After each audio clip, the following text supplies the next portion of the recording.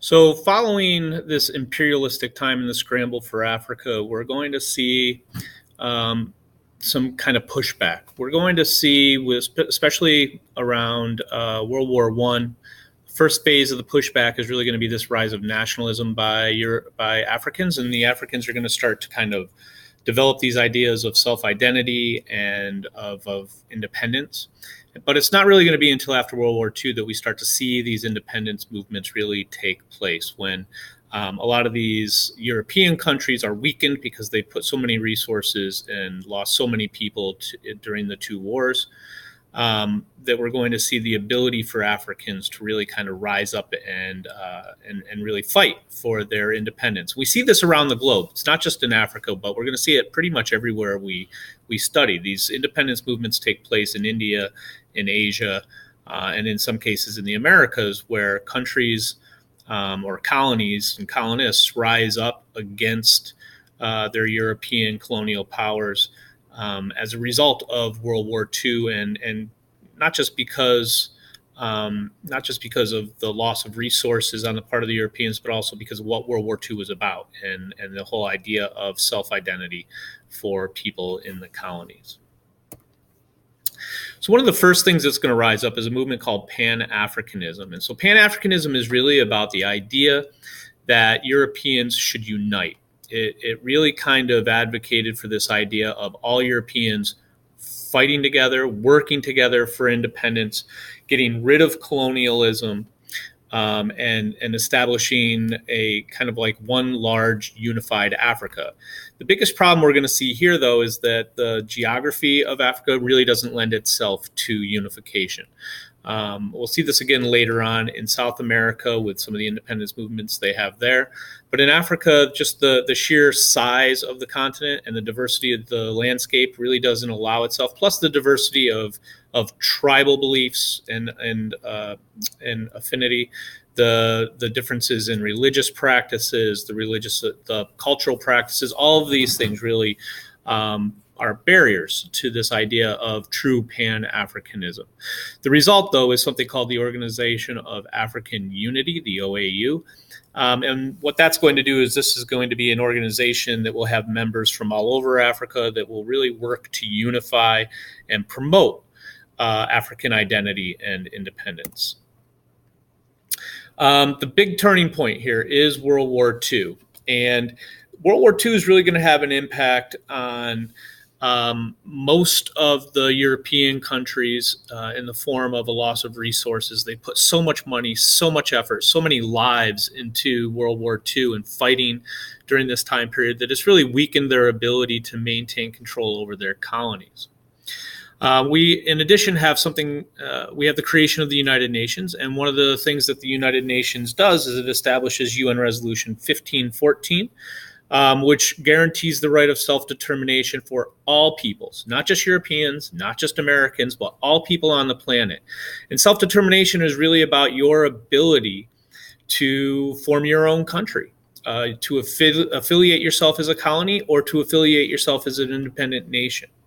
And so what this does is it really emboldens the Africans to utilize the United Nations as a way of justifying their independence and the end of the colonial structures that the Europeans had set up.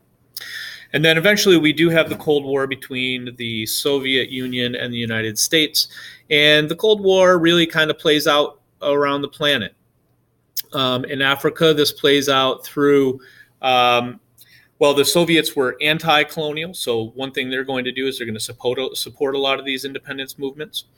The United States is also anti-colonial because of our background, so we get involved in some of these independence movements, and it's really a fight over who's going to have the support of what colonists when they become independent countries. And so it's about power, it's about arms, it's about resources, and you could even say a lot of that is still kind of playing out today.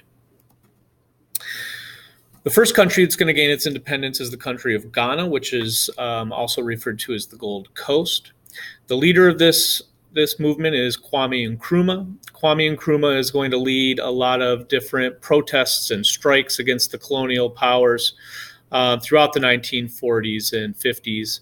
And he's thrown into prison for his efforts several times. But by March of 1957, the Gold Coast, as it was first known, is going to win its independence. And Kwame Nkrumah will become the first independent black president of a nation in Africa, who is democratically elected. The next major country that we have that becomes independent is the country of Kenya. Kenya is going to be led by a man by the name of Jomo Kenyatta.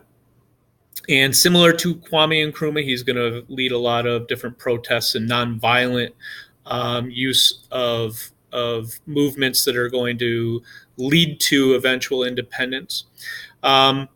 Here we have a couple of different groups. First of all, Jomo Kenyatta is Kikuyu, and then we also have the Mau Mau. The Mau Mau is a radical group that's going to go out and they're going to use more kind of terrorist-style tactics as opposed to Jomo Kenyatta's nonviolent protests.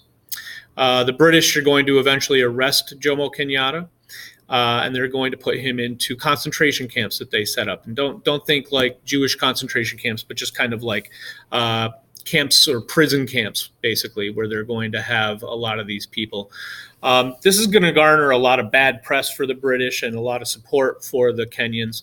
And by 1963, Kenya becomes an independent nation, and Jomo Kenyatta is the first democratically elected president of Kenya.